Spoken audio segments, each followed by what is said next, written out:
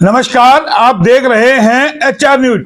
हम आपको सुबह सुबह कुछ क्राइम की खबरों से अवगत करा देते हैं कि धुलंडी वाले दिन कैसे एक युवक की पीट पीट करके हत्या कर दी गई और हत्या कर दी गई महज एक मामूली झगड़े को लेकर के, कहासुनी को लेकर के। इस घटना से पता चलता है कि किस तरीके से हमारी मानसिकता हो गई है, हमारी सहनशीलता हो गई है, किस तरीके से एक परिवार का घर का चिराग बुझा दिया गया और वो भी धुलंडी वाले दिन। जिसने भी इस खबर को सुना उसके रोंगटे खड़े हो गए कि आखिर कैसे हमारा समाज बनता जा रहा है। धुलंडी वाले दिन ये युवक अपने दोस्त के साथ किसी तीसरे दोस्त से मिलने जा रहा था और रास्ते में कुछ युवकों से इसकी कहासुनी हो गई और उसी बात पर उसको लाठी और डंडों से बुरी तरीके से पीट दिया और हॉस्पिटल पहुंचते हुए उसकी मौत हो गई। यह घटना बता रही है कि किस तरीके से आज हालात और स्थिति हो गए हैं और यह पूरा घटनाक्रम है धुलंडी वाले दिन का।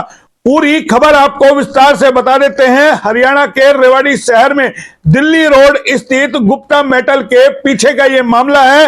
एक युवक अपने दोस्त के साथ किसी दोस्त से मिलने जा रहा था और रास्ते में कुछ युवकों से उसकी कहासुनी हो गई और उसी बात को लेकर के उन युवकों ने इस पर लाठी डंडों से ताबड़तोड़ हमला कर दिया और बीच बचाव करने आए दोस्त पर भी हमला कर दिया।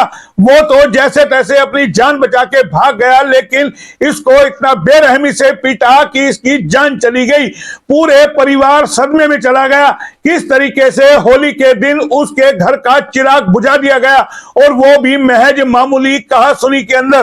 तो ये खबर बता रही है कि किस तरीके के हालात और स्थिति आज शहर में बन गए हैं। लोग अपने घरों से नहीं निकल सकते और पुलिस से जब हमने बात की, जो मॉडल टाउन के SHO हैं, उनका कहना है कि अभी हमें शिकायत नहीं मिली है और अभी FIR भी दर्ज नहीं हुई है, लेकिन अब पुलिस गई है उसका बयान लेने के लिए, परिजनों का बयान लेने के लिए।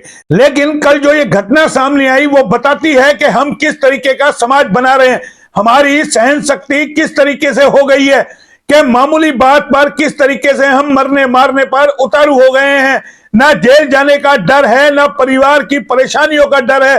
किस तरीके से हमारे बच्चे क्राइम की ओर बढ़ रहे हैं, सहन शक्ति बच्चों में खत्म होती जा रही है, संस्कार की कहीं ना कहीं कमी होती जा रही है। किस तरीके से हमारी बच्चे बेकाबू होते जा रहे हैं और आए दिन एक के बाद एक वारदातें जो सामने आ रही है वो बता रही है कि आज हम किस तरीके का समाज बना रहे हैं। इस पूरे मामले में जो जानकारी मिल रही है, शहर के दिल्ली रोड स्थित गुप्ता मेटल के पीछे रहने वाला संदीप उर्फ भोली अपने दोस्त के साथ दूसरे दोस्त से मिलने जा रहा था और घर के पास ही उत्तम नगर के अंदर मिलने गया था अपने दोस्त से और रास्ते के अंदर कुछ लोगों से उसकी कहासुनी हो गई और इसी दौरान मामला इतना बढ़ गया कि उन युवकों ने इस पर लाठी डंडों से ताबड़तोड़ हमला कर दिया और विवाद इतना बढ़ गया कि जिस तरीके से हमला किया गया है, जाहिर है कोई ना कोई बात जरूर रही होगी। लेकिन जिस तरीके का मामला निकल के सामने आ रहा है कि ये कोई पहले इनकी कोई आपसी कहासुनी हुई थी और उसी का बदला धुलंडी वाले दिन लिया गया है।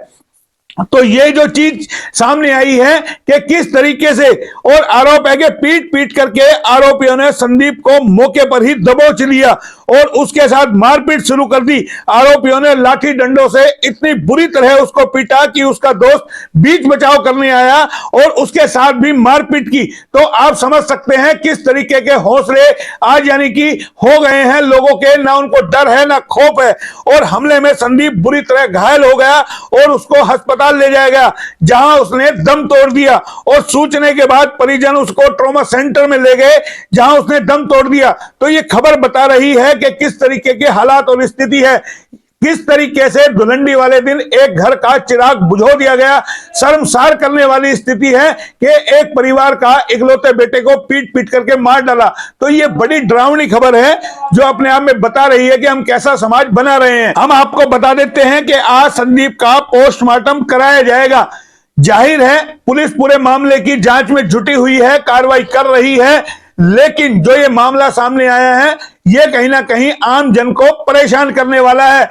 सबक लेने वाला है कि हम किस तरीके से अपने बच्चों की परवरिश कर रहे हैं, उनकी सहन शक्ति खत्म होती जा रही है और किस तरीके से जरा सी मामूली सी बात को लेकर के एक परिवार के घर का चिराग बुझा दिया गया और वो भी धुलंडी वाले दिन उनकी होली को काला कर दिया गया। तो जाहिर है ऐसे लोगों को सख्त से सख्त सजा मिलनी चाहिए, ऐसे लोगों के खिलाफ तुरंत कार्रवाई होनी चाहिए जिन्होंने इस वारदात को अंजाम दिया है। अब आपको एक और खबर बताते हैं और यह खबर है व्यापारी पर हमले को लेकर के कि किस तरीके से एक व्यापारी पर जानलेवा हमला किया गया और हमला किया गया पुराने विवाद को लेकर के। और यह विवाद चल रहा था दुकान को लेकर के। 4 माह पहले ही दर्ज कराया था फ्रॉड का केस। जब इस व्यापारी ने किसी के खिलाफ फ्रॉड का दर्ज कराया तो उसका अंजाम इसको क्या भुगतना पड़ रहा है ये आप देख सकते हैं, क्योंकि लगातार जो हम आपको खबरें दिखा रहे हैं कि किस तरीके से आज हालात और स्थिति है कि सहन शक्ति खत्म हो गई है और किस तरीके से जरा मामूली सी बातों पर किस तरीके से हम एक दूसरे को मरने मारने पर उतारू हो गए हैं। और होली का पर्व आके गए, भाईचारे का पर्व है, कहते हैं रंगों का त्योहार होता है। और एक दिन पहले ही जो हमने आपको पहली घटना दिखाई कि धुलंडी वाले दिन, रंगों के पर्व वाले दिन किस तरीके से वारदात को अंजाम दिया गया और उसके अगले दिन, क्योंकि भाईचारे का पर्व हम मना के चुके हैं और कैसा भाईचारा हम रखते हैं अपने दिलों में अंदाजा इसी बात से लगाया जा सकता है। और जो इसके अंदर पूरी जानकारी मिल रही है, हरियाणा के रेवाड़ी में 3 हमलावरों ने एक दुकानदार पर जानलेवा हमला कर दिया और उसको बुरी तरह पीटा गया। आरोपियों ने लाठी डंडों से उसको बुरी तरह पीटा और फिर धमकी देकर के फरार हो गए। और दुकानदार ने एक आरोपी के पिता के खिलाफ 4 माह पहले ही एक धोखाधड़ी का केस दर्ज कराया हुआ है और इसी विवाद के चलते ये हमला किया गया है। सिटी पुलिस ने केस दर्ज कर कार्रवाई शुरू कर दी है। और जो इसमें जानकारी मिल रही है, रेवाड़ी शहर की टीपी स्कीम कॉलोनी निवासी राकेश कुमार ने बताया कि वह अपने घर में मौजूद था। इसी दौरान 3 युवक उसके घर के बाहर पहुंचे और बाहर से एक युवक ने राकेश को आवाज लगाई कि वकील आपसे मिलने आए हैं। राकेश बाहर आए तो युवक ने उन्हें पकड़ लिया और 2 युवकों ने लाठी डंडों से हमला कर दिया। अब आप समझिए किस तरीके से घरों में घुसते हैं और आवाज मार के बुलाते हैं और उन पर लाठी डंडों से हमला करते हैं। तो कहीं ना कहीं ये प्री प्लान योजना किस तरीके से उस पर वार करने की जो पहले सोची समझी रणनीति है उसके तहत हमला किया जाता है। और हमले में राकेश कुमार घायल हो जाता है और जाते जाते उसको धमकी देते हैं कि अगर आपने कुछ भी किया तो अंजाम बुरा होगा। और तीनों आरोपी राकेश द्वारा दर्ज कराए गए केस को वापस नहीं लेने पर जान से मारने की धमकी देते हैं और उसके बाद वहां से चले जाते हैं। राकेश पे हमला होते देख वहां आसपास भीड़ इकट्ठी हो जाती है और वो लोग धमकी देकर के वहां से भाग जाते हैं कि जब लोग आते हैं उनको बचाने के लिए तो वो लोग धमकी देकर के वहां से भाग जाते हैं। तो ये जो मामला हमने आपको बताया है कि किस तरीके से जो है एक के बाद एक जो मामले सामने आ रहे हैं और इसमें जो जानकारी मिल रही है कि राकेश कुमार ने बताया कि हमलावरों में मॉडल टाउन निवासी विपिन धिंगड़ा भी शामिल है और विपिन के पिता दिलबाग धिंगड़ा के खिलाफ उन्होंने नवंबर 2022 में दुकान के विवाद को लेकर के एक धोखाधड़ी का मामला दर्ज कराया था।